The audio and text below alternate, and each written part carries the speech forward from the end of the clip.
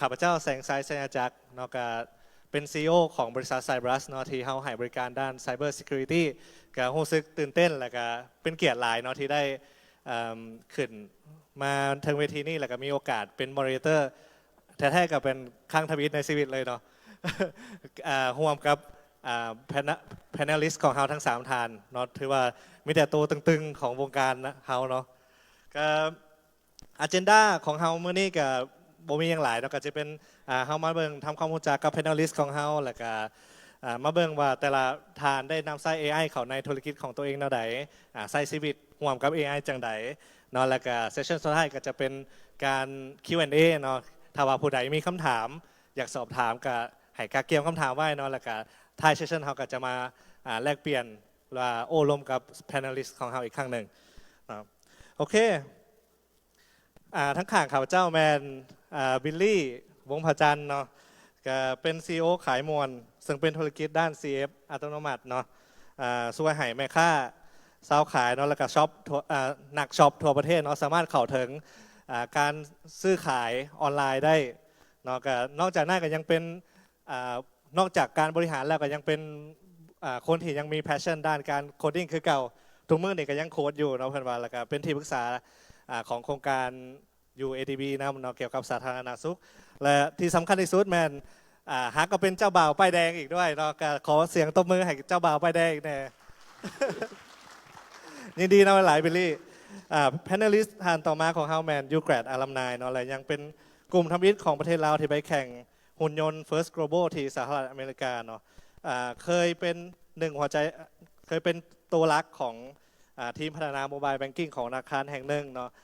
นอกจากนั้นยังเป็นแฟนพันธุ์แท้ของ Marvel Cinematic Universe อีกเนาะ CEO Wendy X ตู้ขายเครื่องอัตโนมัติกระต่ายคาทพรแสงวิไลเนาะโอเคเสียโต๊ะมือให้หน่อยเนาะและต่อมาแมนแพนลิสต์ฐานสุดท้ายเนาะนักธุรกิจลุงผู้ที่ไฟบอกเคยมอดเนาะเป็นลุงธรรมดาคนหนึ่งที่มักกินกาแฟเพิ่นว่าเนาะเคยเป็นแฮกเกอร์และเป็นเอนจิเนียร์ที่หันมาสนใจด้านการลงทุนเนาะปาวานแห่งวงการคริปโตซีอของบริษัทลาวไอทีเดฟหนึ่งในบริษัทพัฒนาซอฟต์แวร์สั้นนำของประเทศลาวเนาะลุงโอ๊ตอุทัยไซอุดมเนาะขอเสียงตบมือหน่อยเป็นอะไรลุงหากก็เคยเห็นแบบขึ้นพาเนลแล้วโมเดเลเตอร์แนะนำพาเนลลิสต์หมดทุกคนเนาะก็ขอบใจเนาะอันนี้เป็นสิ่งที่หมดเกี่ยมมาแนะนำเฮาเนาะขอบใจเนาะเซอร์ไพรส์เนาะแมนตอนก่อนขึ้นเซสชันเรากระถามอยู่ว่าแต่ละท่านเนี่ยมีสนใจอย่างเป็นพิเศษบอหรือว่าเป็นงานอดิเรกได้บอเนาะเพื่อที่จะโชว์ให้บรรดาผู้ฟังเนาะได้หู้ซึกว่านอกจากการเห็ดเวียกของเขาก็เป็นแบบมนุษย์คนหนึ่งเนาะที่สนใจหลายๆอย่างคือกับทุกคนนั่นแหละเนาะแต่ว่าเขาอาจจะเลยมีโอกาสได้แชร์ในมุมมองนั่นเนาะก็เลยว่าอยากถือโอกาสได้แชร์ในเทิงเวทีนี่เนาะก็ต่อไปก็จะเป็นเรื่อง AI อะไรเนาะก็คิดว่า AI ก็เป็นสิ่งที่มีบทบาทในชีวิตเฮาอยู่ซื่อกับ AI ก็เป็นสิ่งที่ทุกคนเว้าถึงเนาะเป็นคำเว้าที่ติดปากและเป็นบัสเวิร์ดที่ทุกคนต้องได้เว้าถึงทุกมื้อแหละเนาะว่าบ่ว่าจะตอนเฮียนเฮ็ดเวียกหรือว่าการเฮ็ดธุรกิจเนาะล้วนแล้วแต่มี AI มาพัวพันในชีวิตเฮาอยู่ดีๆกับแมนมีแบบนั้นมาเลยเนาะแล้วจากประสบการณ์ของทั้ง3ท่านเนี่ยคิดว่ามันมี misconception เนาะหรือว่าความเข้าใจผิดต่อเรื่อง AI ที่หลายๆคนอาจจะยังบ่เข้าใจว่าAI เนี่ยมันมีความเข้าใจที่บ่ถือค่ะแหละเนาะมีแบบใดแดอาจจะเริ่มจากลงโอ๊ตก็ได้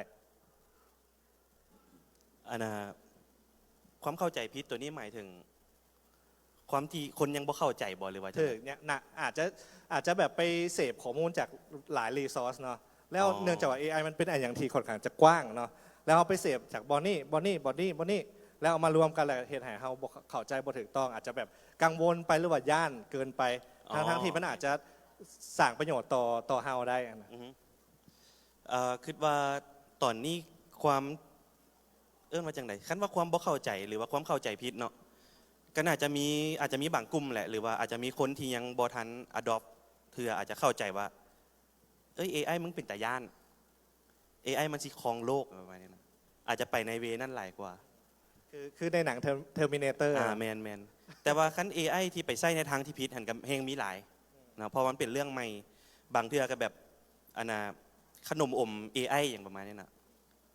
บางเทื่อเอาไปใส่ในการตลาดที่โอเวอร์เซลโอเวอร์เวิร์ดนะหรือว่าแบบอันน่ะอย่าง Big AI แบบใส่แล้วเสียงได้อย่างประมาณนี้นะอย่างประมาณนี้น่าจะไปในเวนั่นหลายกว่า แม่เนาะมันก็มีอันก็เจ้าพยายามใส่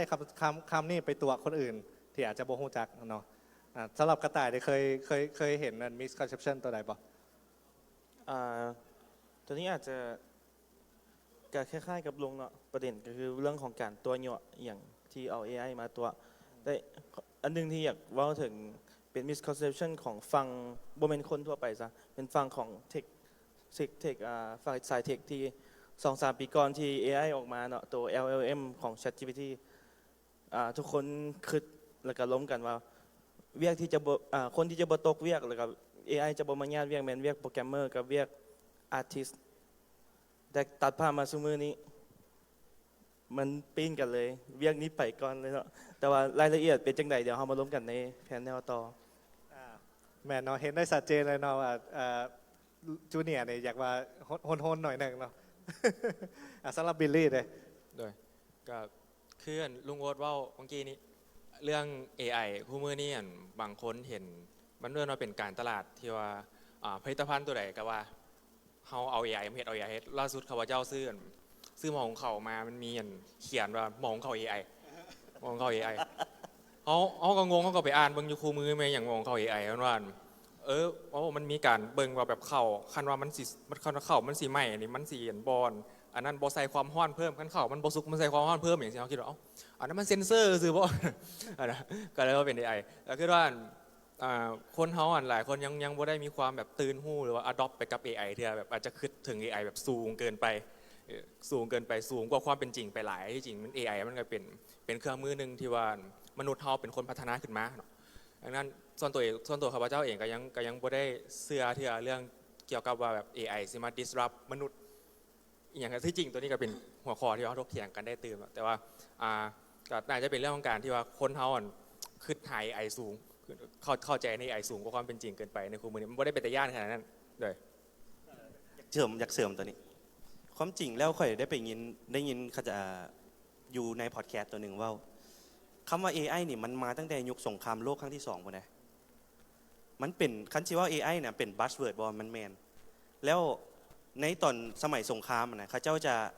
พยายามเฮ็ดจังใดก็ได้เพื่อให้ตัวเองมีการโปรโมทคุมพลังของตัวเอง ว่ากูนี่มีอาวุธที่แบบคักหรือว่าเป็นตาย่านแล้วมันก็เลยเกิดคำว่า artificial intelligence นะคือความฉลาดที่ปรุงแต่งขึ้นมาฉะนั้นอีหยังกะยาคือว่ากรณีหมอของเขาเนี่ยนะคันถามว่ามันคิดเองได้สำนั่นถือว่าเป็น AI หนึ่งละใดแต่ว่าเราก็ต้อง classify ว่า AI ตัวนี้มันเฮ็ดหน้าที่ตัวนี้เท่านั้นคืออยู่บ้านลุงกับมีจักซักผ้า AI กับมีเนาะตู้เย็น AI กับมีตอนนี้ใช้ของ Xiaomi กับหมดเลยฉะนั้นมันกับ AI เฉพาะของมันเนาะสิ่งที่อยากว่าในที่นี้ก็คือเขาต้องเข้าใจว่า AI ที่มันเฮ็ดมามันเฮ็ดอีหยังเขาบ่ได้ยกสูงว่า AI คือเทพเจ้าบ่ได้ยกสูงว่า AI มันโคตรเก่งที่เขาเห็นตัวนี้ที่เขาเห็นมันเก่งๆคือมันเป็น general AI ที่มันเฮ็ดเวียกเฉพาะตัวนี้เนาะฉะนั้นอยากเสริมส่วนนี้ว่าให้เข้าใจน้ำกันหลายๆเถื่อก็เห็น AI ที่แบบมันเกิด simple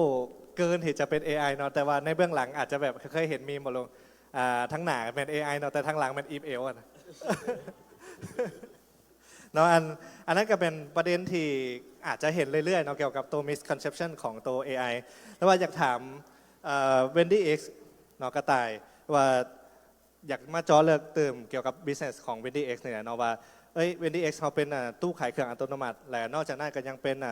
มีการให้ service เรื่องตู้นำ OEM เรื่องตู้นี่นั่นเนาะแต่หลายๆคนอาจจะคิดว่าการธุรกิจของ Wendy X มันเป็นอย่างที่ค่อนข้างจะเรียบง่ายก็มีแต่ซื้อตู้ไปวางขายเครื่องไปแต่ละมื้อเนาะแต่ว่าในความจริงแล้วมันเรียบง่ายขนาดนั้นแทบบ่หรือว่าในเบื้องหลังเขายังมีการเอา AI ตัวใดมาเพื่อที่จะเสริมสร้างหรือว่าเฮ็ดให้เขาสามารถดำเนินธุรกิจได้ดีขึ้นโดยอันนี้คือ Wendy X เฮาเนาะก็คือบริษัทขายตู้ vending machine เนาะเป็นตู้ขายน้ำอัตโนมัติ จุดต่างของเราจากบริษัทอื่นๆที่เฮ็ดในตลาดลาวคือเราพัฒนาโดยคนลาวเองเนาะตัวซอฟต์แวร์ตัวฮาร์ดแวร์แผ่นวงจร PCB แม่นเราดีไซน์เองโดยคนลาวเพราะฉะนั้นหลังบ้านมันบ่ได้มีแต่หน้าตู้เนาะในหน้าตู้คือขายเห็นบ่แต่ในตู้เองก็มีแอป แล้วในหลังบ้านนะก็จะมีแบ็กออฟฟิศเป็นซอฟต์แวร์เป็นเว็บแล้วก็มีเรื่องของโลจิสติกเรื่องของ warehouse ซึ่งพวกนี้เขาก็พัฒนาเอง แล้วจากเมื่อก่อนเนาะเขาเขียนโค้ดเขียนเองทุกบรรทัดนะแม่นใช้เวลาหลายเลย แต่ว่าตอนนี้เขาลดประหยัดเวลาไปได้หลายเติบด้วยการใช้ AI เข้ามาช่วยเขียนเนาะแล้วก็ยังมีเรื่องของการเฮ็ดออโตเมชันเนาะ AI automation ตอนปัจจุบันที่เขาใช้แม่น NNN Maker พวกที่ส่งรีพอร์ตแต่ละแขนงแม่นเขาก็ใช้เป็นออโตเมชันเลย แล้วก็ยังมีเรื่องของโซเชียลมีเดียเนาะจากตะกี้เฮ็ดโตมาสคอตนะคันแต้ม 3D คิดว่าทุกคนต้องแบบไปเฮียนเบนเดอร์ไปเฮียน 3D Max ไปอย่างเดี๋ยวนี้แมนโยนเข้า Gemini บอกว่าขอท่าทางนี้ขอนี้เป็นโปสเตอร์ประมาณนี้เฮ็ดโปรโมทโซเชียลมีเดียได้เลยตัวนี้คือส่วนที่เราเอามาใส่ AI เนาะเบื้องหน้าอาจจะง่ายๆแต่เบื้องหลังก็ประมาณนี้ แล้วก็อยากเน้นอย่างหนึ่งว่าเฮาบ่ได้เป็นบริษัทเทคจ๋าๆเวนดี้ขั้นเบื้องแง่หนึ่งคือเป็นรีเทลเพราะฉะนั้นคนที่มาฟังเนี่ยนะออเดียนที่เป็นห้างขายเครื่องที่เป็นไลฟ์สดออนไลน์เป็นพ่อค้าแม่ค้าเอาตัวนี้ไปใส่เลยเฮาพิสูจน์มาให้แล้วคือเฮากับเป็นรีเทลคือกันเนาะเฮาเป็นเทคจ๋าๆเลย โอเคเนาะก็ถือว่าเบื้องหลังเขาก็ใช้ AI ส่วนหลายทั้ง3ทางเนี่ยก็น่าจะแม่นใช้ AI ในประกอบในส่วนโคดดิ้งซะส่วนหลายอะไรเนาะแต่ว่าแล้วมีแผนจะเอาไปให้มันประเมินให้บอกว่าเอ้ยอันหยังขายดีอันหยังควรจะเสริมสต็อกหลายกว่าสถานที่ใดเขาควรจะไปวางตู้อันหยังประมาณนี้เอา Data พวกนี้มาวิเคราะห์เพื่อที่จะขยายธุรกิจของเขาในอนาคต ตัวนี้มันเฮาเฮ็ดอยู่แล้วเนาะสมมุตินี่มันเฮาใช้ AI ที่ว่าเป็นอ้ายเนาะก็คือใช้คนคนอยู่ยังเป็นอ้ายทีมงานก็คือไปสำรวจอยู่ แต่ว่าแน่นอนล่ะคันเมื่อปริมาณ Data แล้วก็คนที่สนใจติดต่อมาหลายเขาก็อาจจะมีการออโตเมตแล้วก็คัดกรองสวยตื่มอีกระดับหนึ่งแต่ว่าอันต่อไป เว้าเรื่องอ้ายกับแปลว่าคนลาวเฮากันน่าจะคิดค้น AI มาก่อนหมู่ได้เนาะอ้ายอันนี้อ้ายอันนี้เลยเนาะ โอเคขอบใจกระต่ายสำหรับอินไซต์ที่อาจจะเป็นประสบการณ์ที่เคยเห็นมาแล้วเนาะแล้วก็แผนที่คิดว่าอาจจะอยากดำเนินการในอนาคตเนาะและต่อมาคิดว่าอยากโดดมาเบื้องธุรกิจขายเครื่องออนไลน์เนาะแล้วก็ไลฟ์สดซึ่งต้องบอกเลยว่าเป็นตลาดที่ค่อนข้างจะดูเดือดเนาะเพราะว่าก็มีคนเห็นหลายคนทั้งภายในและต่างประเทศ แต่ในขณะเดียวกันดีมานด์ก็ค่อนข้างจะสูงเนาะเพราะว่าปัจจุบันแมนผู้ใดที่ขายเครื่องก็ล้วนแล้วแต่ไลฟ์ขายเครื่องออนไลน์เนาะเพื่ออย่างเพื่อที่จะขยายธุรกิจของตัวเองหรือว่าขยายสินค้าของตัวเองออกไปให้มันทั่วทุกบอนโดยที่บ่ต้องไปเปิดสาขา หรือว่าขยายสาขาของตัวเองไปต่างเมืองต่างแขวงแบบนี้เนาะซึ่งมันมีค่าใช้จ่ายสูงแต่ว่าก็เจ้าเปลี่ยนหรือว่าหันมาไลฟ์ขายเครื่องเอาเนาะซึ่งขายมวนเองก็ถือว่าเป็นระบบหนึ่งที่ช่วยให้คนลาวเขาสามารถเข้าถึงการเซอร์วิสแบบนั้นหรือว่าการหรือว่าธุรกิจลักษณะนั้นหลายขึ้นหลายเนาะอยากถามบิลลี่ว่าในโลกของการไลฟ์ขายเครื่องการเคลื่อนไหวของคำสั่งออเดอร์จำนวนมหาศาลแบบนี้เนาะเขามีการนำไส้ AI เข้ามาช่วยบริหารจัดการเบื้องหลังแนวใดแต่ที่สามารถแชร์ได้ โอเคก็ก่อนอื่นนั่นบอกว่าในหนึ่งเราจะขายมวนบางคนน่ะคิดว่าวันนี้ขายมวนก็ขึ้น2 เดือนนะโมแมนมวนดอลลาร์นะมุ้งเจ้าเขาขายมวนเขาเป็นเอิ้นว่าคันว่าภาษาบ้านเขาเอิ้นว่าระบบดูด CF ก็คือเวลาแม่ค้าเขาเจ้าไล่สดขายเครื่องอย่างต่างเขาพิมพ์คอมเมนต์เข้ามาว่า A1 A2 A3 ปุ๊บแล้วก็มีข้อความแลนเข่าแล้วก็ซื้อเครื่องน้ำกับเจ้าอันนั้นคือกันขายมวนเขาเนาะวันนี้ถามว่าขายมวนเขาได้มีการเอา AI เข้ามาช่วยในการเฮ็ดธุรกิจหรือบอเนาะก็ที่จริงเขาเริ่มต้นประมาณปี 2023ที่ว่าเริ่มไปแท้ตอนนั้น AI ยังถือว่าเป็นเรื่องที่แบบยังใหม่อยู่แฮงก็เขาเฮ็ดธุรกิจโดยเพิ่ง AI กับอ้ายคือกับเมื่อกี้ก็จะเป็นการเฮ็ดเองเบิดเนาะในช่วงแรกอันนี้ขอเราในตอนที่เขายังบูจาก AI ก่อนครับก็คือว่าจะเป็นการรีเสิร์ชเขาลงไปหารีเสิร์ชหาข้อมูลเรื่องกันคู่แข่งหาข้อมูลเรื่องหรือแม้กระทั่งการเฮ็ดการขออนุญาตกับ Facebook อย่างต่างๆอย่างบอกสิเขาใช้เวลารีเสิร์ชแล้วก็ใช้เวลาในการพัฒนาเขียนโค้ดนั้นเป็นปีเนาะเป็นปีหรือว่า2 ปีพุ่นละแต่ว่า บัตรฮอดคู่มือนี้เขาเอา AI เข้ามาใช้หลายอย่างเอิ้นว่าแม้การรีเสิร์ชการเฮ็ดมาร์เก็ตติ้งหรือว่าการวิเคราะห์คู่แข่งหรือว่าการเบิ่งเทรนด์ในปัจจุบันอย่างต่างสิจากที่ว่าเขารีเสิร์ชเองจากที่เขารีเสิร์ชเองเขาใช้ Google เขาใช้อย่างเขาเปลี่ยนมาใช้ทูลที่เป็น AI ในการไปช่วยรีเสิร์ชนี่จะเห็นความต่างเลยว่ามันไวแฮงและก็ละเอียดแฮงเนาะเอิ้นว่าเขาในขณะที่ว่าเขาต้องได้สั่งให้คนไปรีเสิร์ชให้กับการที่เขาสั่งให้ AI ไปรีเสิร์ชให้เขาคิดว่าตอนนี้ AI เฮ็ดได้ไวกว่าแล้วเขาก็เป็นคนหนึ่งที่มาออโตไลท์ข้อมูลอย่างต่างคิดซื่อแล้วก็เรื่องการเขียนโค้ดเดือนคือไอ้ตายว่าเมื่อกี้นี้คู่มือนี้มันมีคำศัพท์ที่เขาเจ้าเอิ้นว่า vibe coding เนาะ vibe coding ก็คือเปลี่ยนจากการที่ว่าเขาเขียนโค้ดเป็นตัวหนังสือเป็นเฮานี่เขียนเป็นคำว่าบอกให้โค้ดบอกให้ AI เป็นคนเขียนโค้ดอันนี้ก็เป็นตัวหนึ่งที่ว่าสวยเวียกได้หลายเนาะแล้วก็มันขึ้นไปขั้นกว่านั้นอีกก็จะมีเรื่องการแบบ adopt เข้ามาเฮ็ดให้การเขียนโค้ดมันเสถียรขึ้นด้วย AI อย่างต่างอย่างนี้ถือว่าตัวนี้ก็เป็นตัวหนึ่งที่ว่าเขาสามารถลดในการที่ว่าเขาจะจ้างทีมงานเพิ่มจากปกติโค้ดหรือว่าการเฮ็ดเซอร์วิสตัวหนึ่งเนาะการเฮ็ดเซอร์วิสตัวหนึ่งเขาใช้ทีมหนึ่ง2 ทีมในการเฮ็ดอาจจะเหลือเพียงแต่คนเก่งๆผู้เดียวในการเฮ็ดและการใช้ AI ในการเป็นทีมนำกันเองเนาะอันนี้คือสิ่งที่ว่าขายมวลเขาเฮ็ดอยู่แล้วก็เริ่มเอามาใช้ได้โดนละถือว่าเขาลดการจ้างพนักงานลงไปได้ค่อนข้างหลายแล้วก็เฮ็ดให้เขาเฮ็ดเวียกได้ไวและคล่องตัวขึ้นหลายตอนนี้แต่ก็ยังต้องการอยู่แม่นบ่แต่ก็ยังต้องการแบ็กเอนด์ ต้องการแบ็กเอนด์นอกจากในมุมมองของเฮาที่ทุกคนที่มาจากแบ็กกราวด์การเป็นเทคนิคเป็นเอนจิเนียร์มาก่อนเนาะคิดว่าตัว AI นี่เข้ามาช่วยเฮาได้หลายเลยเนาะบ่ว่าจะเป็นการพัฒนาระบบนี่นั่นซึ่งส่วนตัวเองอยู่บริษัท Cyberus เองเนาะก็บ่มีเดฟเนาะสิ่งที่ได้ก็แม่นให้เอนจิเนียร์แต่ละคนหรือว่าส่วนตัวเองเนาะก็เอิ้นเฮียนพร้อมแล้วก็ให้มันซอยเขียนให้เวียกเล็กๆน้อยๆเนาะก็แทนที่จะให้มาเฮ็ดอย่างที่ซ้ำซากเนาะก็เขียนสคริปต์อย่างให้มันช่วยอำนวยความสะดวกหรือว่าจัดการเวียกอย่างที่มันซ้ำซากให้เนาะโดยให้มันเขียนโค้ดให้แล้วก็รันสคริปต์ไปจบประมาณนั้นเนาะก็ต่อมาอยากถามลุงโอ๊ตอะไรเนาะว่าลุงโอ๊ตในฐานะที่เฮ็ดเวียกกับหลากหลายอุตสาหกรรมเนาะและส่วนตัวลุงโอ๊ตเองก็เฮ็ดหลากหลายธุรกิจนำคิดว่าโปรดักต์ซะเนาะหลากหลายโปรดักต์ซะแล้วลุงคิดว่าเนาะจากที่เคยลมกับลูกค้ามาเนี่ยเนาะคิดว่าลูกค้าแบบใดควรใช้ AI แหละหรือว่าโปรเจกต์แบบใดควรใช้ AI แหละโปรเจกต์แบบใดบ่จำเป็นต้อง AI ก็ได้เพราะหลายๆเทื่อมันเขากับแบบover implement เนาะคิดว่าเอ้ยอันนี้เฮาใช้ AI ซะมันจึงง่ายมันจึงไวเทิร์นเอาว่ามันซ่าซ้ำอย่างประมาณนี้ต้องตอบแบบนี้ว่าทุกเซกเตอร์ควรใช้ AI เพียงแต่ว่าใช้หลายหรือใช้น้อยซื่อฉะนั้นอันใดที่เป็นเวียกซ้ำๆตัวอย่างเวียกเอกสารห้างเอกสารเวียกโปรเซสข้อมูลอันพวกนี้นะควรใช้ AI แล้วก็มันจะมีบางเวียกที่ยังต้องได้ใช้คนหรือว่ายังต้องการความเป็นธรรมชาติในการบริการเช่นพวกการปฏิสัมพันธ์กับลูกค้าบางส่วนสมมุติว่า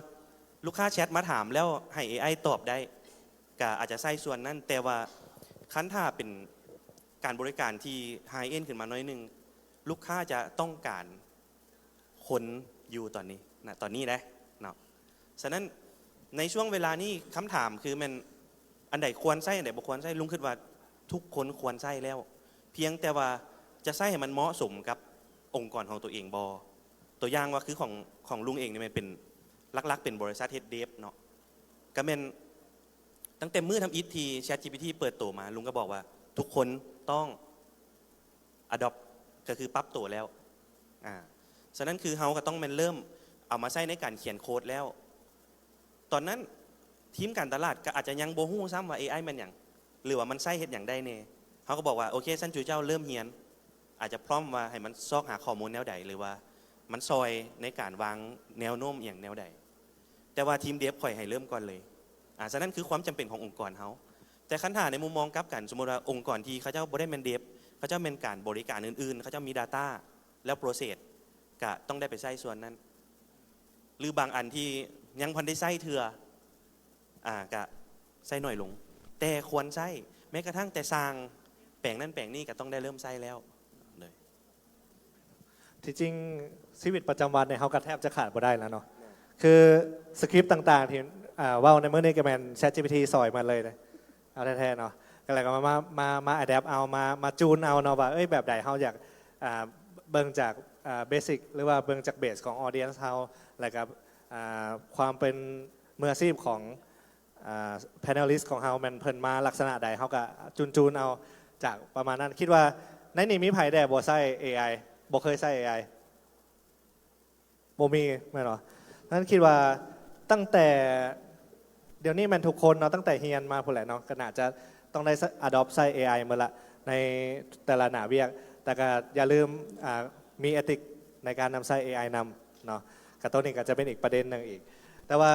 ในแต่ละองค์กรเขาใช้ AI ในอันอย่างใดลุงอาจจะเริ่มจากลุงอีกทีนึงเนาะคือลุงนี่นอกจากให้กระเจ้าใช้ให้ทีมงานใช้ในฝั่งโคดดิ้งเนาะอันอื่นเด้ HR Sales Media อย่างลักษณะนี้มีบ่ลุง ความจริงแล้วตอนนี้ก็แมนทุกทีมเนาะแมนเฮาเอิ้นว่ามีสวัสดิการให้ใช้หมายความว่าบริษัทเฮาจะมีบัดเจ็ตแล้วก็มีเอิ้นว่ามีเว็บ UI สำหรับทุกคนในองค์กรที่จะเข้าไปใช้ AI ได้แล้วเฮาจะเอาAPI ของ ChatGPT เอา API ของ Claude เนาะมาเสื่อมหลังบ้านเนาะหรือแม้กระทั่งทีมเดฟเองเขาก็จะเอา API key ให้แต่ละคนเพื่อไปใส่กับคอนโซลของตัวเองในการเดฟเนาะแล้วเขาก็จะมีคุมบัดเจ็ตอยู่แอคเข้ากลางประมาณนี้ฉะนั้นในเบื้องของเดฟมันค่อนข้างว่าใช้ AI เต็มกำลังละและส่วนของที่เป็นการตลาดทีมคอนเทนต์อย่างต่างๆเขาเจ้าก็จะมี AI มาซอยเนาะหรือแม้กระทั่งแต่ในการดราฟของดีไซน์หรือว่าการเขียนสคริปต์ในการเฮ็ดคอนเทนต์ของเขาเจ้าเนาะฉะนั้นหมายความว่าในองค์กรของเขาหมายถึงเราที่เดฟเขาเองเนาะเกือบทุกเซกเตอร์มันใช้ AI กันหมดละโดย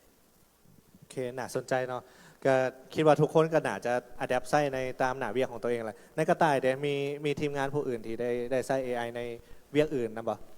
แต่ก็คือว่าไปก่อนหน้านี้แล้วก็คือใช้ในเรื่องของการเขียนโค้ดเฮ็ดระบบแล้วก็เรื่องของการเฮ็ดมีเดียโซเชียลมีเดียต่างๆด้วยแล้วก็เรื่องของการสรุปยอดอย่างรายงานมันก็ใช้ AI draft ด้วยแล้วก็พวกที่เป็นสมมุติข้อมูลที่มัน unstructured เนาะเป็น text เป็นอย่างเอาก็สรุปให้มันเป็น table เป็นอย่างได้ด้วย AI เลยโดยเบิ่งยอดขายยอดอย่างและสำคัญอันนึงเป็นSQL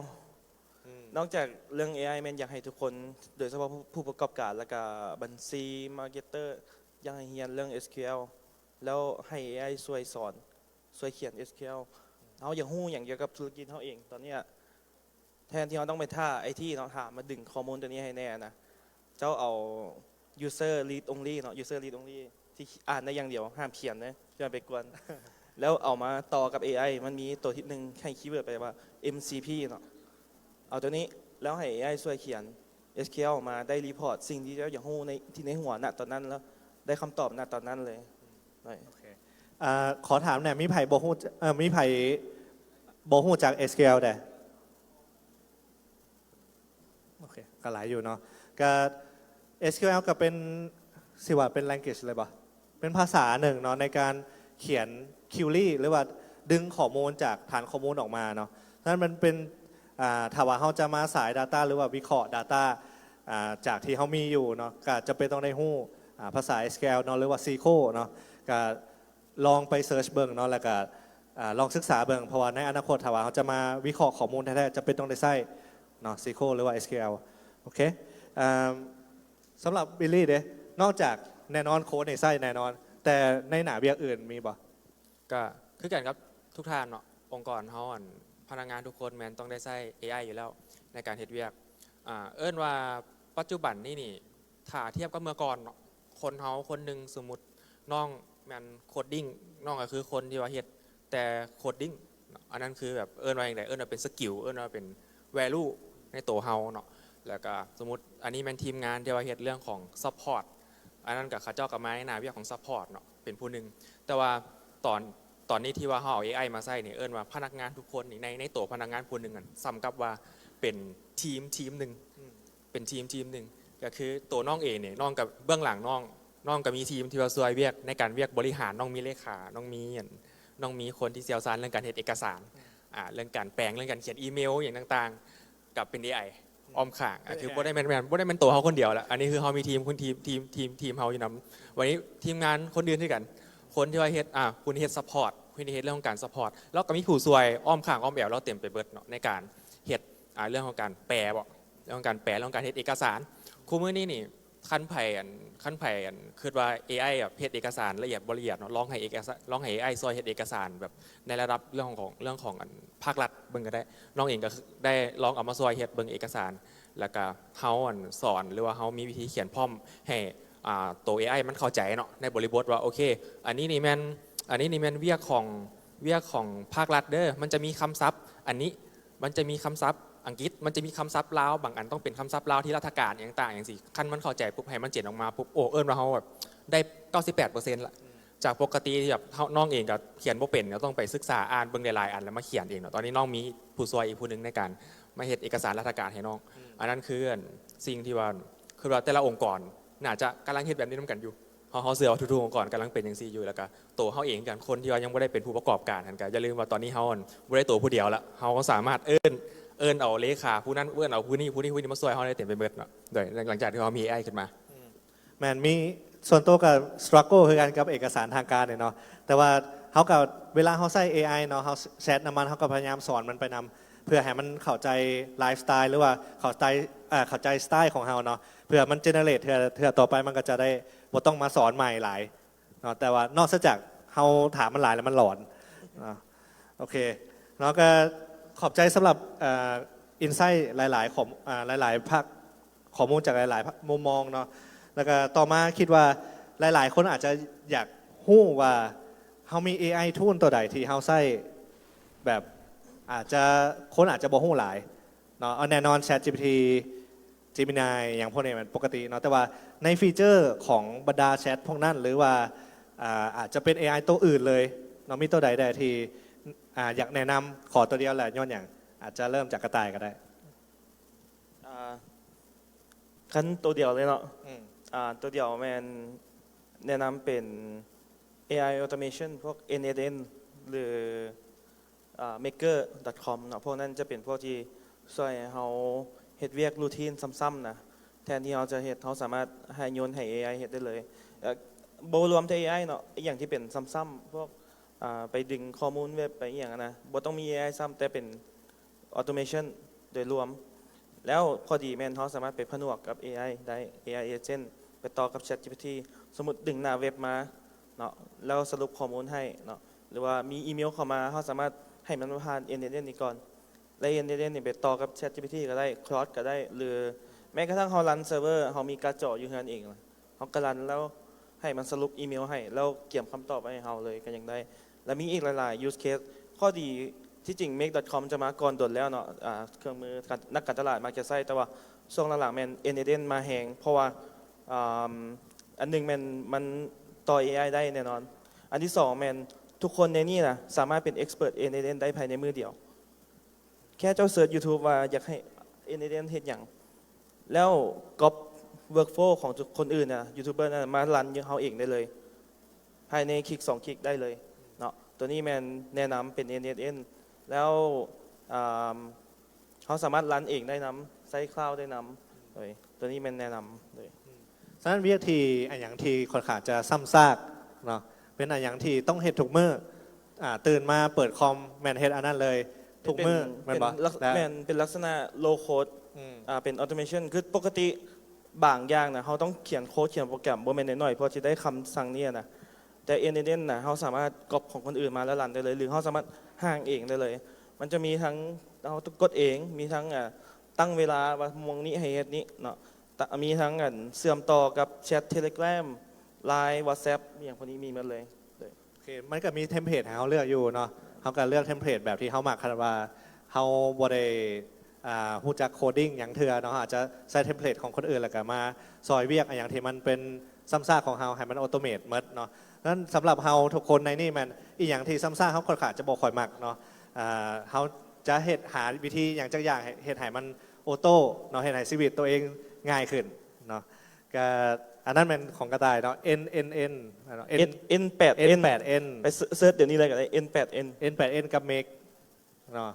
โอเคสำหรับ เมกจะใช้ง่ายกว่า แต่ว่า N8N บอนดีแมนเขาสามารถก๊อปของคนอื่นมาเป็นของเขาได้ตลอดเลย เนาะลองศึกษาเบิ่งเนาะแต่ละท่านสำหรับลุงโอ๊ตเด้มีตัวใดที่มักเป็นพิเศษบ่ ความจริงไส้หลายตัวไส้เกือบหมาทุกตัวเนาะแต่ว่าคันจะให้แนะนำแท้ๆส่วนตัวไส้เจมินายเหตุผลเป็นหยังเหตุผลมันคอยเป็น Google Fanboy bias อย่างเดียวนะ เพราะว่าอันนี้อยากแชร์นะคันเว่าอย่างที่อยากแชร์เลย หลายคนถามว่าคันเฮาใช้ AI แล้วข้อมูลเฮาสิบ่ไปอยู่นำ AI หว่า AI สิบ่เอาข้อมูลของเฮาไปหว่าแล้วข่อยใช้ Google อยู่แล้ว Gmail มันก็อ่านเมลข่อยอยู่ทุกมือ Calendar มันก็ฮู้ว่าข่อยไปใส่อยู่ทุกมือฉะนั้นข่อยก็เลยโอเคเอามึงเอาของกูไปเลย Gemini ให้มันครบซะนะฉะนั้นก็เลยใช้ตัวนั้น แต่ส่วนว่าเอเจนต์อื่นๆหรือว่าN8N กับเฮาก็ใช้คือกันการแนะนำเนาะแนะนำคันถ้าส่วนตัว use case ของ N8N มันข่อยใช้ข่อยมีกลุ่มสำหรับวิเคราะห์ข่าวคริปโตเนาะมันจะไปฟีดข่าวมาแล้วมันก็วิเคราะห์แล้วมันก็แปลลาวกับวิธีฟีดข่าวมันก็เป็นสเกดูลแหละตั้งดึงข่าวมาแล้วก็ไปอ่านเนื้อในแล้วก็คัดกรองก่อนว่ามันเกี่ยวข้องกับของเฮาบ่ดึงเนื้อข่าวมาแล้วก็มาวิเคราะห์หลังจากนั้นแปลเป็นลาวแล้วก็ค่อยยังส่งไปกลุ่มอัตโนมัติอย่างประมาณนี้สัญญาณเฮานอนก็แปลว่ากลุ่มเฮาก็ยังอัปเดตเรื่อยๆอยู่ประมาณนี้อันซิกนอลนี่แมนบ่ลุง ซิกโนเป็นบอทที่ลุงเขียนเองอันนั้นเป็นเขียนด้วย Python โอเคเนาะกับ Gemini กับไส้คือกันเนาะกับทุกมื้อนี่กับจ่ายโปรคือกันเนาะแต่ว่าจ่ายโปรทุกอันแหละเอานะ แล้วแต่เวียกเนาะสำหรับบิลลี่เด้มีทูนตัวไหนที่คิดว่าเป็นประโยชน์ต่อทุกๆคนในนี่ ก็ที่จริงคันส่วนโตอีหลีโตที่ว่าไส้อยู่หลักๆมันเอาได้แท้เป็นตัวเดียวหลักๆคือคลอสไส้คลอสแต่ว่าจะเป็นคลอสตัวที่เป็นคลอสแม็กประมาณ100 เหรียญประมาณ100 เหรียญต่อเดือนแต่ว่าอันนี้อยากแนะนำให้ลองศึกษาและก็จับตาเบิ่ง AI ที่ว่ามาจากจีนเบิ่งเพราะว่าล่าสุดนี้น้องเฮาก็ได้ไปลองไส้ AI จากจีนเจ้าหนึ่งอยู่มันชื่อว่า ZAI GLM กับบ่ฮู้ว่าแบ็คนี่มันว่ามันบริษัทใดเป็นตัวแบ็คแต่เฮารู้สึกว่าราคาถูกแฮงคันที่จริงคันสิเอามาเทียบกับว่าแบบ AI ที่แบบเป็นเมนสตรีมเนาะสิเอามาเทียบแบบแมทช์ใส่กันเลยว่าโอ้เก่งซัมคอร์สบออย่างโอ้มันเก่งบ่สูแต่ว่าเฮาจ่ายคอร์ส100 เหรียญแล้วเฮาจ่าย GLM เฮาจ่ายได้3 เหรียญต่อเดือนจ่ายเดือน 3% นึงเนาะโอ้จักคูณเท่าไหร่เฮ้ย3 เท่า3 อย่าคณิตศาสตร์เฮาก็ไล่บ่เป็นแต่ว่าจะหน่อยไล่พิษอีกนะเรคคอร์ดไว้อีกแล้วนี่ความหมายมันเฮาบ่ได้เทียบแต่เรื่องของที่แบบว่าโอ้อันนี้มันเฮ็ดอันนี้ได้ 80% อันนี้ได้ 100% อันนี้เก่งกว่าแต่โอ้ราคามัน3 เหรียญกับอันนี้มันคนละเรื่องกันเนาะแล้วก็นอกจาก ZAI แล้วเฮาก็เห็นอีกหลายๆตัวที่เป็นแบบค่ายจีนคือจังตะกี้นี้บางงานนี่ก็มีเรื่อง DeepSeek ที่ว่าแต่ละคนนั่นพากันตื่นเต้นเนาะแล้วบางคนเข้าใจผิดว่าแบบโอ้ DeepSeek มันมาฆ่าOpenAI มันมาฆ่า Google มันเฮ็ดได้จังได๋อย่างเช่นนะที่จริงบางคนหลงประเด็นตัวที่ว่าเขาเจ้าตื่นกันเขาเจ้าบ่ได้ตื่นว่ามันเก่งกว่าแต่เขาตื่นว่าต้นทุนในการเฮ็ดของมันนั้นต่ำกว่าของอเมริกาแฮงเนาะคือกันตอนนี้เราก็เห็นหลายๆค่ายของจีนเฮ็ดออกมาแต่ราคามันค่อนข้างว่าเพราะว่าของฝั่งอเมริกาน่าจะตื่นคือว่าอยากให้ทุกคนลองจับตาเบิ่งเนาะ AI จากมาทางจีนเฮาคิดว่ายังสิมีอีกหลายตัวก็ล่าสุดเราได้ยินมีเรื่องกันมินิแม็กมีแบบคิมิมีจักอย่างโตอย่างบุญละของจีนแต่ราคามันจะประมาณนี่แหละ$3บ่$10หลายแฮงเนาะหลายแฮงตามบ่ทันเอาแท้ๆทุกมื้อนี่ก็ตามบ่ทันคือกันไส้เท่าที่ไส้แต่ลองเบิ่งมันหนาเพราะว่าอีกบ่ดนก็สิมีแบบปรากฏการณ์คล้ายๆ DeepSeek ก็เกิดขึ้นอีกครั้งนึงจาก AI จากทางจีนโอเคเนาะก็ที่จริงมันก็มีข่าวเรื่อง AI มาทุกมื้อแหละเนาะที่จริงก็อยากให้ทุกคนลองเบิ่งแล้วก็ลองประเมินเบิ่งว่า AI แต่ละอันมันจะไฟล์จูนิ่งมาเฉพาะเวียกของมันเนาะฉะนั้นมันอาจจะมีบางอันที่อาจจะเหมาะกับเฮาโดยเฉพาะเนาะกับโบฮู้ได้ฉะนั้นต้องได้ลองเนาะแต่ว่ามันจะมีคำถามใหญ่ๆคำถามหนึ่งก็คือว่าAI มันสิญาติเวียกครับป่ะวะแล้วเฮาต้องเตรียมตัวหรือว่าต้อง เกียมสกิลอย่างเพื่อที่จะรอดบ่ให้ถึง AI ญาติเวียกแต่ว่าแน่นอนเนาะจูเนียร์เดฟอย่างไม่ได้ก็อยากสั้นๆอยู่หน่อยหนึ่งเนาะแต่ว่าต้องเฮาสิเห็นอะไรให้มันรอด คันเดฟผู้ใดถึก AI ญาติเวียกมาสมัครบริษัทลุงเด้อ ยังหับอยู่ ลุงก่อนก็ได้ เอาเป็นคำถามว่ะ แมน โอเค เห็นอะไรให้น้องๆที่กำลังสิจบนี่เพ ถาม ราะว่า คำถามหนึ่งมันสิญาติเวียกบ่เนาะ มันสิญาติเวียกบอก คำถามที่สองแม่นมัน แล้วสิเกียมโตจังได ปรับตัวจังใด ให้รอดอืม คันถามว่าเรื่องอนาคตอันไก่เนาะบ่ฮู้ว่าไก่ปานใด มันอาจจะมาญาติ แต่ว่าทุกมื้อนี้มันก็เริ่มญาติไปบังเวียกละ อืม เวียกใดที่แบบง่ายๆซ้ำๆแม่นเริ่มถึงญาติละ อืม ฉะนั้นสิ่งที่เฮาควรปรับตัวคือ ต้องเฮ็ดอีหยังก็ได้ที่ AI เฮ็ดบ่ได้อันนี้เป็นอันที่หนึ่งหรืออันที่สองแม่นต้องเฮ็ดอีหยังก็ได้ที่ใช้ AI ซอยแล้วมัน leverage เวียกของเฮาได้ ประมาณนี้ แล้วอันที่สำคัญคือต้องรู้พื้นฐานของสิ่งที่เฮาจะเฮ็ดตัวอย่างว่าเจ้าเฮ็ดบัญชีจังซี่นะเจ้าก็ต้องเข้าใจว่าบัญชีมันเฮ็ดแนวใดแล้วใช้ AI มาซอย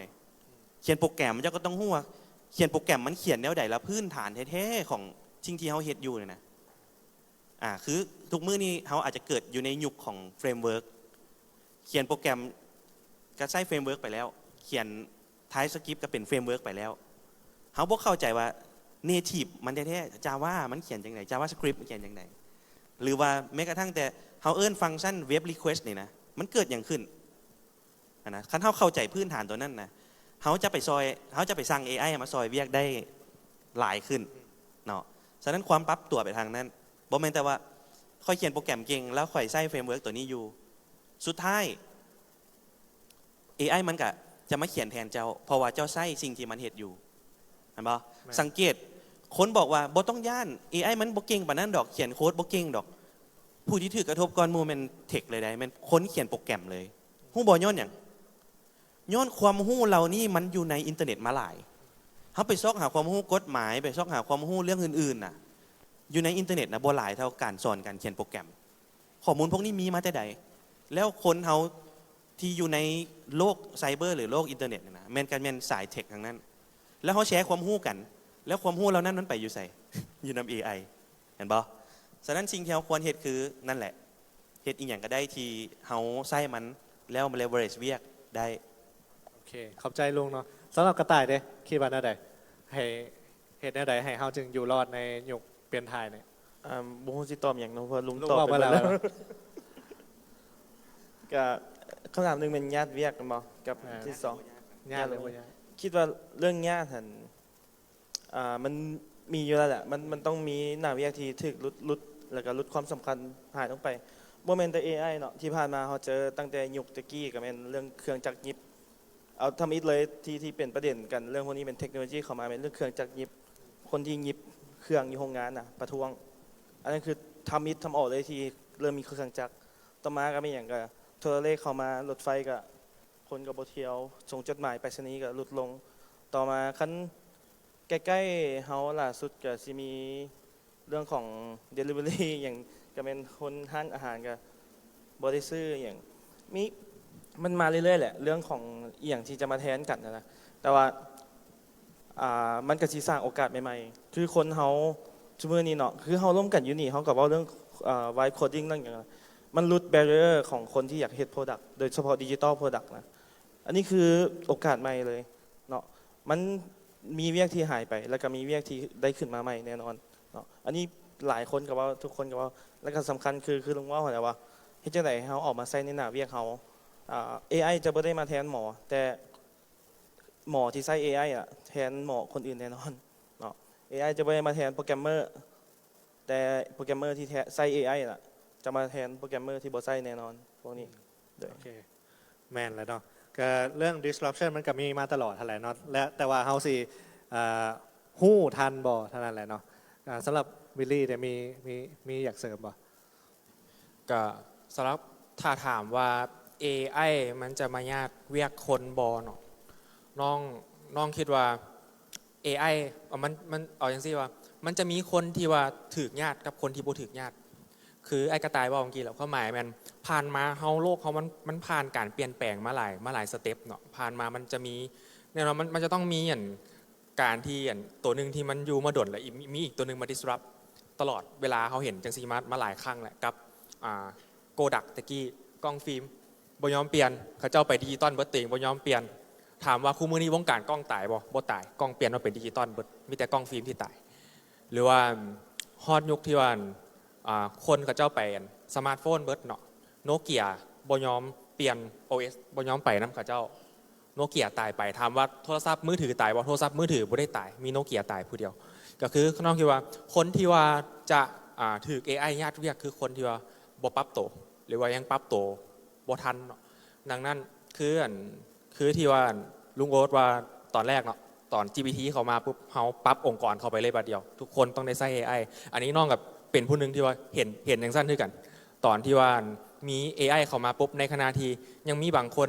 เถียงกันอยู่โดยเฉพาะโปรแกรมเมอร์บางคนยังมาเถียงกันอยู่ว่าโอ้ใช้ AI ค่อยเขียนเองฟังก์ชันนี่ค่อยเขียนเองฟังก์ชันนี่เขียนแบบยากเจ้าเขียนคักอยู่แต่ว่าเจ้าไม่ได้เขียนเองเจ้าใช้ AI สิเขาสิมาเถียงกันให้ยังเรื่องกันเขาสิมาเถียงกันให้อย่างเรื่องนี้เขามีทางสู่มันได้อยู่แล้วคือน้องเองเนี่ยน้องเขาว่าเจ้าเองเขียนโค้ดพิมพ์ฝึกวัดปีวัดชีวิตนี่กับพิมพ์บ่ทัน AI หรือว่าให้เขาไปรีเสิร์ชข้อมูลในเวลาซ้ำๆกันจังไหนเขาก็รีเสิร์ชบ่ทัน AI ดังนั้นคนที่ว่าบ่ใช้ AI คือคนที่ว่าจะถือ AI ญาติเวียดโดยแล้วถามว่าทักษะใดที่ว่าเขาหรือว่าเขามีวิธีรับมือจังไดเนาะในการอยู่รอดคู่มือนี้น้องคิดว่าทักษะหนึ่งที่ทุกคนต้องได้เริ่มเรียนรู้คือทักษะความเป็นผู้นำทักษะความเป็นผู้นำตะกี้เห็นคนอาจจะคิดว่าคนที่ว่าต้องมีทักษะความเป็นผู้นำจะต้องเป็นคนที่ว่ามีแพชชั่นในการอยากเป็น entrepreneur อยากเป็นเจ้าของกิจการอยากเป็นเจ้าของธุรกิจเนาะแต่คู่มือนี้บ่แม่นแล้วคือทุกคนบ่ได้มีเวียกหน้าเดียวละ value ของแต่ละคนคือน้องผู้หนึ่งนี่คือตัวน้องเองผู้หนึ่งนี่แมนเบื้องหลังเขาสามารถนำ AI มาใช้เป็นทีมหนึ่งเขาให้แนมว่าตัวเขาเองนี่คือทีมหนึ่งแล้วเขามีลูกน้องอ้อมข้างอ้อมแอวเต็มไปเบิดเนาะเขาใช้จังไหนก็ได้ปกติข้าพเจ้าเองกับบ่ได้ทีมงานที่ว่าเฮ็ดขายมวลน้ำกันคู่มือนี่บ่ได้มีผู้ใดเป็นลูกน้องคือพวกเขาเป็นทีมงานน้ำกันที่ว่าเฮ็ดเวียกในความถนัดของแผของเราเนาะแต่ว่าสำหรับ AI น้องกล้าว่าเลยว่าอันนี้นี่ลูกน้องเขาบ่เลย AI พวกนี้นี่เขาสั่งตอนกลางคืนก็ได้เขาดึกดื่นเที่ยงคืนเขาสิสั่งเฮ็ดเวียกนักสำหรับเขาก็สั่งได้เขาเฮ็ด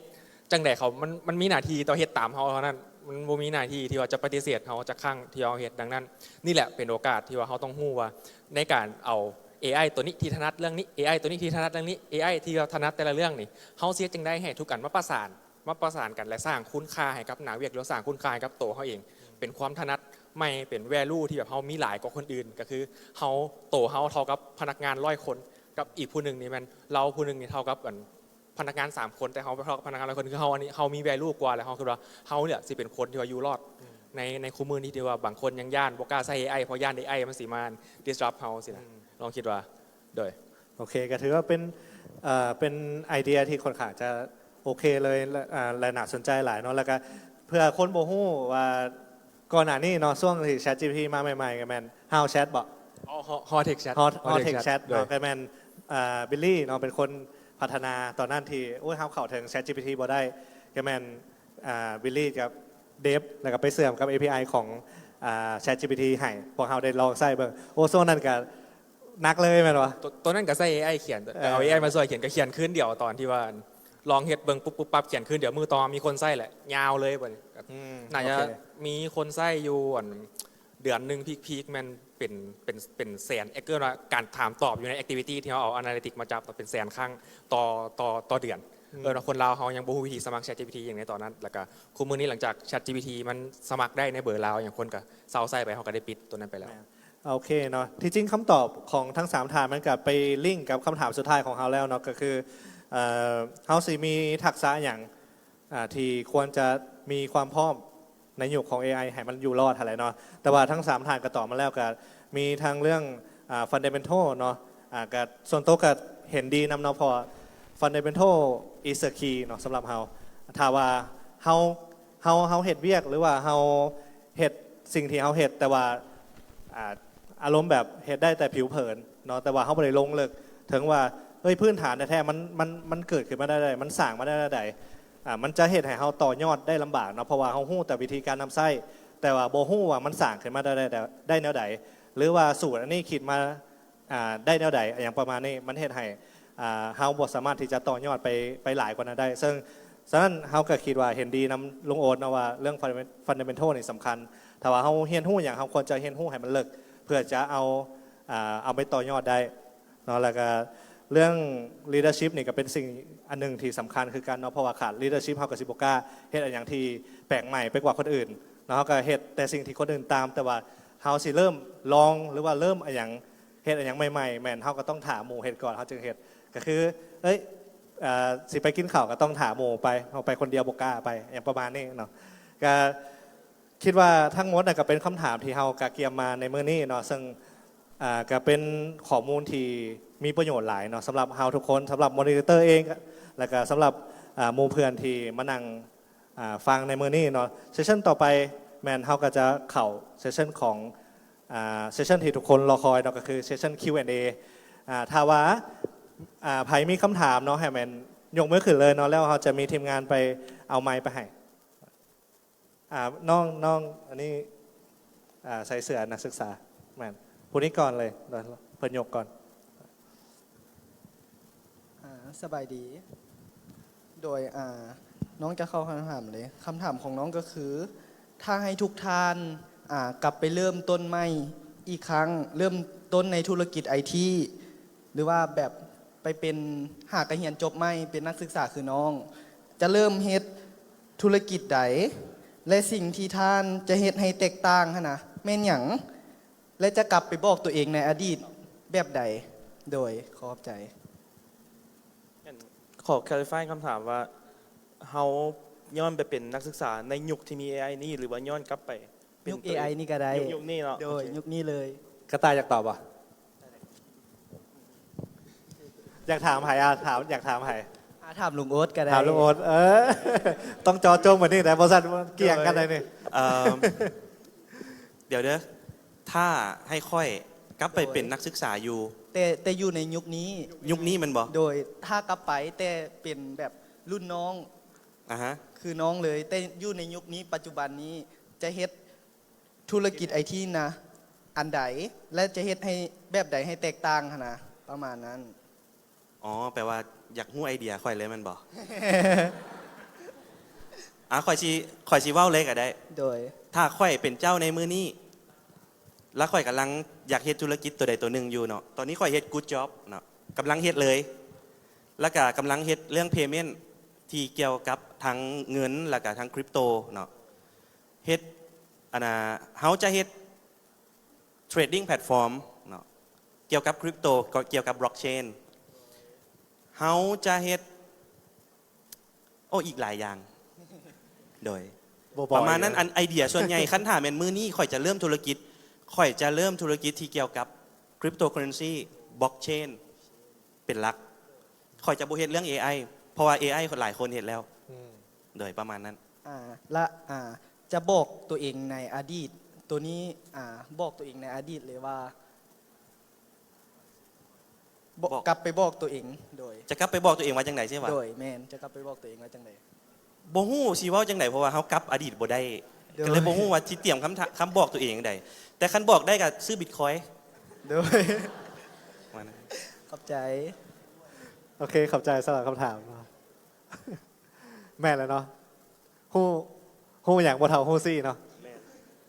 คันสิบอกซื้อเลขก็บ่จื้อแต่ละงวดมันออกเท่าใดเด้ซื้อ Bitcoin ซะโอเคเนาะมีคำถามอื่นอีกบ่เสื้อฟ้าก็ได้แล้วก็เสื้อแดงหน้าต่อนะสบายดีไอ้ทางเมืองเนาะคือปัจจุบันนี้อยากถามนิดนึงว่าคืออยากถามนิดนึงว่าคือตอนนี้เรากำลังเฮ็ดธุรกิจบหรือว่าเฮ็ดการค้าขายใดหนึ่งเนาะแล้วเราอยากหาคนที่ว่าเป็นITเพิ่นมาประสานเวียกนำเฮาหรือว่าเฮ็ดเวียกนำเฮาแล้วบ่มีคนที่สนใจอยากมาแล้วกรณีเฮาจ้างITมาเฮ็ดเพิ่นก็จะเฮ็ดป้าไว้แล้วเวลามีปัญหาเพิ่นจะบ่มาแก้นะในนามที่ว่าเฮาเป็นผู้ควบคุมอยู่หั่นเฮาควร เริ่มเรียนหรือว่าต้องสร้างเพจเว็บเพจนั้นด้วยตนเองบ่แบบนี้นะ ขอถามตืมได้บ่ว่าแชร์ตืมได้บ่ว่าตัวที่ว่าเขากำลังเฮ็ดอยู่มันเป็นแขนงใดหรือว่ามันเกี่ยวกับอีหยัง เขาจะเฮ็ดเกี่ยวกับการขายเครื่องเนาะแล้วมันจะต้องมีราคาของเครื่องแต่ละอย่างหันนะแล้วมีขอคำถามที่สองได้บ่กรณีเราจะใช้แพลตฟอร์มที่ว่าเป็นโซเชียลมีเดียคือ Facebook TikTok ในการเข้าหาลูกค้า แล้วในกรณีเดียวกันเขาก็จะสร้างคอนเทนต์นะในตอนเริ่มต้นนี้มันสำคัญบ่ที่ว่าเราจะเอาคอนเทนต์นั้นไปสร้างรายได้กลับมาหาเราแบบนี้ ก็คือประเด็นทำอิทแมนเรื่องความหน้าที่รับผิดชอบของ IT เนาะที่อาจจะบ่คอยเฮ็ดเวียกได้ประสิทธิภาพปานใดเนาะเอิ้นมาแปลงก็บ่มาเอิ้นอัปเดตราคายังให้ก็บ่เฮ็ดแม่นบ่อันนี้แม่นประเด็นทำอิทส่วนประเด็นที่สองแม่นประเด็นที่สองอีก ประเด็นที่สองก็คือเราในการเริ่มต้นเฮ็ดธุรกิจเนาะเราจะใช้แพลตฟอร์มแบบ Facebook หรือว่า TikTok ในการโฆษณาหาลูกค้า แล้วในการเฮ็ดคอนเทนต์นั้นเราจะเฮ็ดเอาคอนเทนต์ไปหารายได้กลับคืนมาหาเราบ่แบบนี้ตัวนี้สำคัญบ่นะ เฮ็ด Facebook แล้วเฮ็ดคอนเทนต์หารายได้กลับมาเนาะสำหรับตัวที่สองเนี่ยแม่นนี่ผมมีไผเคยมีประสบการณ์นั่นเลยเนาะแต่ว่าอันทวิทย์น่าจะได้อยู่เนาะอันทวิทย์แม่นมีไผเคยมีพนักงาน IT support ป่ะ ความจริงข่อยงงนำคำถาม แต่ทำความเข้าใจเด้อเจ้าถามว่าเจ้าเฮ็ดธุรกิจอันหนึงแต่เจ้าหาคนที่มาเป็นพาร์ทเนอร์ด้าน IT แต่ว่าบ่มีไผมาสนใจถึกบ่ โดย แล้ว อันนี้ ตอนนี้ อันนี้น่าจะเป็นเคสในกรณีของอยากเฮ็ดสตาร์ทอัพหรือเฮ็ด product ใดหนึงแต่หา CTO บ่ได้ถึกบ่ โดย โอเค ฉะนั้นตัวนี้นี่มันต้องขึ้นกับ product เจ้าแล้วแหละว่าดึงดูดหรือบ่ดึงดูดฉะนั้นเจ้าต้องกลับไปเฮ็ดเวียกบ้านว่าสิ่งที่เจ้าจะเฮ็ดมันแตกต่างบ่หรือว่ามันตอบโจทย์ได้บ่มันให้ผลตอบแทนพอที่ CTO เขาเจ้าสิมาจ้อยเฮ็ดระบบกันเจ้าได้บ่อันมันที่หนึ่งอันที่สองแม่นเจ้าเฮ็ดเพจโฆษณาขาย product แต่ว่าเจ้าสิเอาเพจของเจ้าไปเฮ็ดเพื่อหาเงินหมายความว่าหาเงินในที่นี่หมายถึงเอาเพจไปหารายได้ถึกบ่ อันนี้แม่นเพจแม่นเขาจะเฮ็ดเพื่อขายซื่อๆเนาะ จ้ะ แต่ว่าคำถามที่สองก็คือเขาใช้ Facebook หรือว่า TikTok ในการโฆษณาหาลูกค้า หรือว่าเผยแพร่สินค้าของเขาแล้วเขาจะเฮ็ดคอนเทนต์คืออธิบายสินค้าอย่างต่างๆเนาะแล้วเขาควรเอาคอนเทนต์นั้นไปเป็นรายได้กลับมาหาเขาบ่แบบนี้ เป็นรายได้จากยอดวิว Facebook โดย หมายถึงเฮ็ดวิดีโอโฆษณา product แต่ว่าสิเอายอดวิวหันไปและหารายได้จังซี่แม่นบ่ โดย ค่อยเข้าใจว่ารายได้จากส่วนนี้มันน้อยหลายคันถ้าสมมุติว่าเจ้าเอาเวลาไปเฮ็ดคอนเทนต์แล้วคอนเทนต์เจ้ามันบ่แมสอีหลีนะขอยว่าบ่คุ้มแต่ว่าในมุมมองของธุรกิจคันถ้าสมมุติว่าเฮาเฮ็ดโฆษณา product อยู่แล้วแล้วคันมันได้เงินก็ถือว่าเป็นเรื่องดีประมาณนั้น น่าจะผิดจุดประสงค์บอลว่าคันเอาเฮ็ดเพจ Facebook TikTok เนาะโตโปรดักที่เขาจะขายเขาจะเป็นโปรดักที่เขาขายอยู่แล้วนะและการที่เฮ็ด affiliate link เนาะแมนตัวนั้นเนี่ยได้ยอดจากวิวกับผิดจุดประสงค์แล้ว เพราะว่ามันบ่ควรจะเอาเพจ Facebook แล้วมาหารายได้จากยอดวิวควรจะหารายได้จากตัวโปรดักที่เจ้าขายนี่นะตัวโปรโมทนี่หลายกว่า แล้วไอ้ตัววิวเนี่ยคันได้ก็ดีเป็นผลพลอยได้เนาะแต่ว่าบ่ควรจะเป็นจุดประสงค์หลักเลย แล้วไอ้ affiliate เนาะคันบ้านเฮาแพลตฟอร์มบ้านเฮามันบ่มี affiliate เทื่อเนาะคือไทยจะมี TikTok Shop นี่อย่างนั้นขายมวนก็สิแนะนำนี่แหละกำลังสิโยงเข้าว่าคันเจ้าเซียนน่ะมาหาขายมวนแล้วเจ้าไลฟ์ขายเครื่องในแพลตฟอร์ม TikTok Facebook อีหยังนะแม่นแต่คันว่าสิเอายอดวิวไปหารายได้นะอันนั้นอาจจะเป็นสายแจ็คแป๊บโฮยูทูบเบอร์ เดี๋ยวลุง อย่างนั้นหลายก ลุง ว่า ขายให้ลุงจบให้จังซี่ก็ได้คันเจ้ามี product แล้วเจ้ายังบ่มีคนเฮ็ด IT ให้เจ้ามาขายผ่านแพลตฟอร์มก่อนขายของมานี่ โอเคแมนมีที่จริงมีประเด็นหนึ่งที่เราอยากแชร์นำเนาะอยากแชร์นำโตของข้าพเจ้าเองก็เป็นว่าแบ็กกราวด์แท้ๆอีหลีกันข้าพเจ้าเป็นเป็น developer เป็นสาย IT เลยเป็นสายเทคนิคเลยเนาะแล้วก็จากประสบการณ์ที่ว่าเคยมีคนมาสวนไปเฮ็ดนะเห็นอันนี้บ่ฮู้ว่าอะไรสิมีดราม่าบ่เนาะวงการสตาร์ทอัพเนาะวงการสตาร์ทอัพเข้าใจว่าหลายคนเริ่มต้น เริ่มต้นจากศูนย์แล้วธุรกิจสตาร์ทอัพเฮาหันมักจะคิดหาแพลตฟอร์มปราศจากบ่ได้คือเดฟหรือว่า CTO เนาะแล้วสิ่งที่ว่าเฮาจะเจอกันบ่ฮู้ว่าทานอื่นเจอบ่ก็คือ เมื่อมี CEO มาชวนเฮาไปเฮ็ดนำในนามที่ว่าเฮาเฮ็ดเป็น CTO แต่รายได้ตอนนี้อาจจะยังบ่มีเด้อโอเคแต่ว่าเดี๋ยวเฮามาพัฒนาน้ำกัน develop เจ้าเฮ็ดแพลตฟอร์มขึ้นมาอาจจะใช้เวลาพัฒนาปีหนึ่งหลังจากปุ๊บมันล่อนออกไปเจ้าเอาหุ้นไป 30%แล้วก็บัดยามมีรายรับขึ้นมาเจ้าก็คูณเอา 30%คูณให้รายรับเพราะเท่านั้นปุ๊บอันนั้นคือเงินที่เจ้าได้สิแต่ว่าแล้วคำถามหนึ่งที่ว่าเขาถามกลับไปตลอดคือแล้ว CEO เฮ็ดหยังแบบเจ้าเป็น CEO เจ้ามีเงินบ่มีแล้ววันนี้โอเคตอนลงเฮ็ดโปรดักต์น้ำกันค่อยเขียนโค้ดแต่ค่อยว่าได้เขียนโค้ดแล้วล่ะค่อยลงไปรีเสิร์ชน้ำเจ้าน้ำค่อยลงไปรีเสิร์ชไปเก็บข้อมูลไปเก็บ Data น้ำเจ้าน้ำอย่างซี่นี่แล้วค่อยก็ยังมาเขียนอีกสินะแล้วเป็นอย่างตอนที่ว่ามันตายตอนที่ว่าโปรดักต์เฮาปุ๊บมาแล้วมันบ่เกิดคือทุกคนบ่ได้หุ่นแล้วก็จบไปแต่ว่าคันโปรดักต์มันนั่นแต่ว่า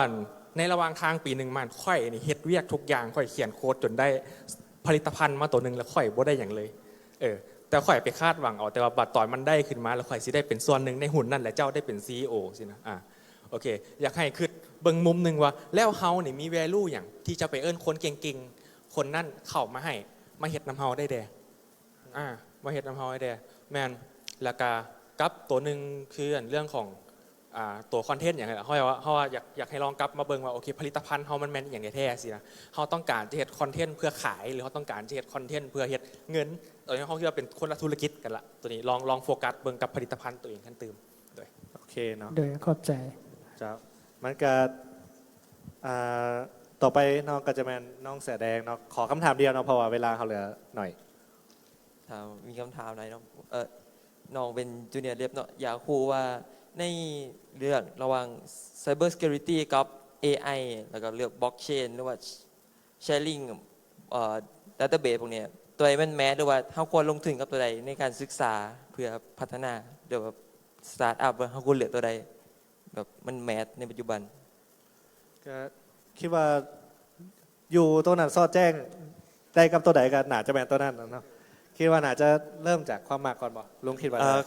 คำถามแมนเจ้าปัจจุบันเจ้าเป็นเดฟสายแบ็กเอนบ่แมนลุงฮับแบ็กเอนว่าตอนนี้เรียนเกี่ยวกับพวกบล็อกเชนอันน่ะขั้นส่วนตัวข่อยเนาะอันนี้ถามมีอย่างจักเทือข่อยก็สิตอบว่าบล็อกเชนคืออนาคตเนาะเพราะว่าอย่างทุกมื้อนี้เฮาอยู่นำ AI แม่นสิ่งที่เฮาต้องได้ใช้อยู่แล้ว AI คือสิ่งที่เฮาจะเอามาเฮ็ดออโตเมตอยู่แล้วและในอนาคตเมื่อทุกอย่างออโตเมตเฮาสิไว้ใจกันได้จังใดเฮาสิเอาอย่างมาเป็น trust blockchain คือ trust ฉะนั้นคันที่มา blockchain ล่ะมาสมัครบริษัทค่อยคนอื่นก็ได้เด้อคนอื่นก็ครับอยากฟังเติมเรื่อง blockchain ให้ไปงานลาว blockchain fest เนาะอาทิตย์หน้ามีถูกทีดเนาะอีเวนต์ขายเนาะกระต่ายมีตัวนี้ก็อยากแชร์อีกมุมหนึ่งเนาะคือบ่ฮู้ว่าสนใจใส่ entrepreneurship บ่หรือว่า task skill ไปเลยแต่เบิร์ดโอเคเพราะว่าน้องคิดว่าเป็นเดทที่ดีควรบ่กันตัวเองจากการศึกษาควรศึกษาทั้งหมดให้เบิร์ดเลยแต่ก็โยงมาในงานนี้ entrepreneurship ก็คืออาจจะแนะนำเป็น generalist เนาะโซนนี้มันจะมีคำว่าเป็ดโปรเนาะก็คือฮู้หลายๆเรื่องแต่บ่อยากให้ฮู้เรื่องละหน่อยให้ฮู้เลิกนำบล็อกเชนก็อยากให้ศึกษาเรื่อง fundamental ฮู้จักมันเลยก็คือ generalist เป็นอีหยังที่เฮาสามารถถูกจับไปวางอยู่ใส่แล้วเฮาเฮ็ดอันเวียกนั้นก็ได้เวียกใดก็ได้อยากให้เป็นแบบนั้นก็ได้อาจจะบ่ได้โฟกัสไป AI อย่างเดียวแล้วบล็อกเชนมีอย่างค่อยบ่ฮู้จักเลยไปบล็อกเชนอย่างเดียวแล้ว AI เฮ็ดหยังก็บ่ฮู้จักเลยก็บ่ดีแต่อยากให้จับหลายๆอันแต่ในการจับหลายๆอันเฮาต้องมีโฟกัสเนาะอยากให้ลงลึกคือ fundamental ที่เฮาล้มกันเรื่อยๆว่าช่วงนี้น่ะค่อยขออยู่กับบล็อกเชนน่ะค่อยศึกษาลงลึก fundamental เลยมันใส่กันจังได๋เนาะลุงไปฟังลุงว่าแบบโอ้ฟินเนาะฟินเลยแบบเรื่องเทคนิคก็คืออยู่กับอันไหนหนึ่งจนเขา เอ็กซ์เพรสหรือเกือบจะเอ็กซ์เพรสละ 80%ปะแล้วเขาจึงง่ายไปหาอันใหม่เนาะคือน้องถามมาเห็นน้องสนใจหลายอย่างเลย ดีสนใจหลายอย่างดีเป็น generalist ดี และ generalist นะเป็น entrepreneur ได้ดีอีกเพราะว่าเจ้าสามารถเข้าใจ workflow ตั้งแต่ต้นน้ำจนต้นปลายน้ำแล้วเจ้าสามารถเฮเวียกับทุกคนได้แต่ต้องโฟกัสเน้นว่าต้องโฟกัสเทือละอันเอาเทือละอันอย่าปุ้มมาเดียว คนเฮามีแต่24ชั่วโมงบ่แม่น AI เนาะบ่แม่นสั่งสอดแจ้ง แม่นละ เสริมตึงอันหนึงอันนี้อยากแชร์ให้ฟังเข้าใจว่าน้องอาจจะแบบกำลังมีแพชชั่นในการแบบเรียนรู้เทรนด์ต่างๆ ตอนนี้มีหลายอย่างมีบล็อกเชนมีอย่างต่างแต่ว่าคันเป็นไอ้อยากแนะนำอันหนึงคืออย่าลืมอันหนึงอันแรกเลยอันที่พิเศษคืออย่าลืมหาเงินอย่าลืมหาเงินไอ้เองก็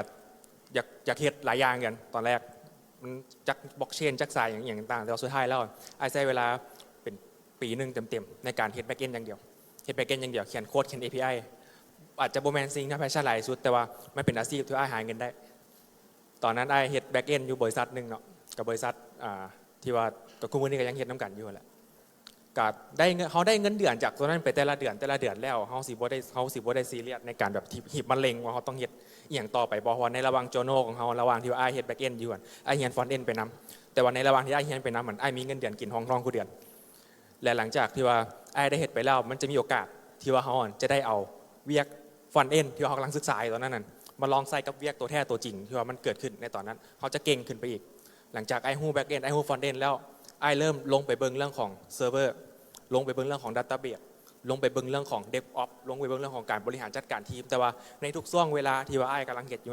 ไอ้มีเงินเข้าคู่เดือนแมนคันว่าเฮาแบบคิดว่าแบบโอ้เฮาจะสร้างสกิลเฮาแบบเบิดทุกอย่างปุ้มเข้าไปให้เป็นแล้วเข้าไปหาเงินเข้าไปเฮ็ดเวียกจังซั่นโอ้ปานใดเฮาสิได้เริ่ม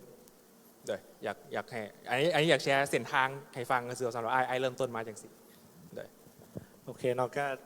คิดว่าเรื่องที่เขาว่ามาหลายๆอันหมวดหมู่เมื่อกี้นี่ที่น้องว่ามา blockchain security dev อย่างนี้ล้วนแล้วแต่มีพื้นฐานอันเดียวกันเบิดเนาะฉะนั้นถ้าว่าเขาได้พื้นฐานที่แน่นแล้วเนาะการที่จะโดดข้ามจากซ้ายนี่มาซ้ายนี่จากซ้ายนี่มาซ้ายนี่มันจะเหตุให้เวลาที่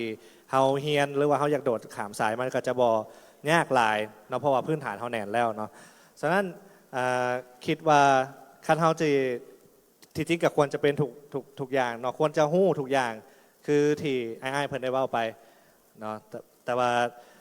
เขาจะเลือกสายใดแม่นแล้วแต่เบิ่งสภาพแวดล้อมของสังคมเนาะว่าตลาดมันไปทิศทางใดแล้วเขาก็เบิ่งโฟกัสใส่อันที่มันอาจจะสวยเขาหาเงินได้ก่อนบ่เนาะส่วนที่อันที่เขามีแพชชั่นอันที่สนใจก็แม่นเป็นไซด์โปรเจกต์ไปก่อนก็ได้เนาะถ้าว่าเห็นจังหวะที่สามารถเห็นมันเอามันมาเฮ็ดเป็นธุรกิจได้แท้เขาก็จึงค่อยๆลุยฮอดตอนนั้นเนาะแต่ว่าช่วงระหว่างนั้นก็ให้ตัวเองอยู่รอดไปนำเนาะอย่าให้ตัวเองแห้งตายไปก่อนเลยเนาะ โอเคนั่นก็คือคำถามและก็คำตอบทั้งหมดจาก panelist ของเราเนาะก็ก่อนปิดอยากขอบใจ panelist ทั้ง3ท่านหลายๆเนาะที่มาแชร์ความรู้นำเฮาเนาะบ่ว่าจะเป็นจากวิลลี่เนาะกระตายและก็ลุงโอ๊ตที่สละเวลามาร่วมงานของเฮาในมื้อนี้แล้วก็อยากขอบใจผู้ฟังทุกคนนี่แหละเนาะที่มาร่วมวงสนทนานำกันแล้วก็ขอบใจ Star Innovation เนาะที่จัดงานดีๆแบบนี้ขึ้นมาอีกหวังว่าจะมีอีกเรื่อยๆเนาะก็ไว้พบกันโอกาสหน้าขอบใจหลายๆเจ้าขอเข้าใจอีกครั้งหนึ่งเนาะมายังแข่งขับเซินทั้ง4ทานบ่ว่าจะเป็นไอแฟรงค์จากทาง